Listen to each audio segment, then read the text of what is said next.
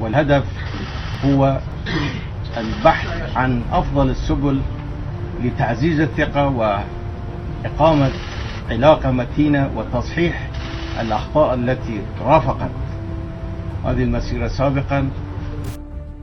ئەم توانجەی ڕێبوارکەری مۆلی نووسەری نزیک لە نێچیروان بارزانی ڕوبەڕووی مەسعود بارزانیە.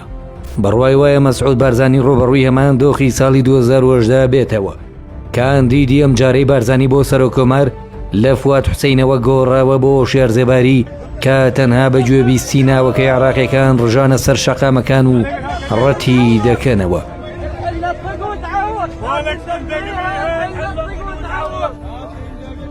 دەڵێن هۆشیار زێباری پیاوی قمار و بە ڕوومەی خانە و ڤێلای گێورە و فڕۆکەی تایبەت و دۆلاری ئەمریکی و پاسەوانی زۆر و گەندەڵی قەبەیە.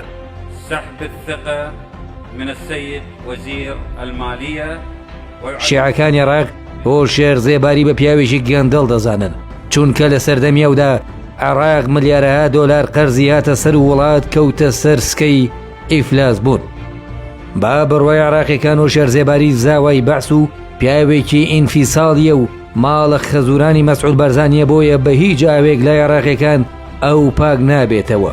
هەر بۆیە ساڵی 2019 لەسەر کەیسی گەندەڵی پەرلەمانی عێراق هۆشیار زێباریان لە کارەکەی دوور خستەوە.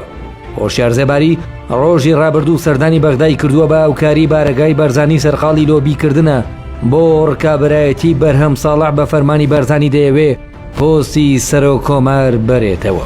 بارزانی کە عێراقی بە دەوڵەتێکی موفلی زەزانی لەو پێناوەدا 6 ساڵە کوردستانی خستۆتە ناو قەیرانێکی قوڵەوە. ئێستا شەڕەکە بۆ باڵاترین پۆستەکانی، بۆیە بڕوایەک دروست بووە ئەم جارش بارزانی دەدۆڕێ. بەو پێی ئەو مەلەفە قورسانەی هۆشیار زێباریان پێ تۆمەتبار کراوە. ئەگەر لە ناو هۆڵی پەرلەمانیش بیباتەوە، دادگای فیدراڵی ڕێگا نادا هۆشیار زێباری بچێتە سەر کورسی سەرۆکایەتی. بۆیە ئەسپەکەی بارزانی ئەم جارە دەگلێت تەنها ڕەنگە ڕێگای کەوتنەکەی لە ساڵی 2018 جیاواز بێ.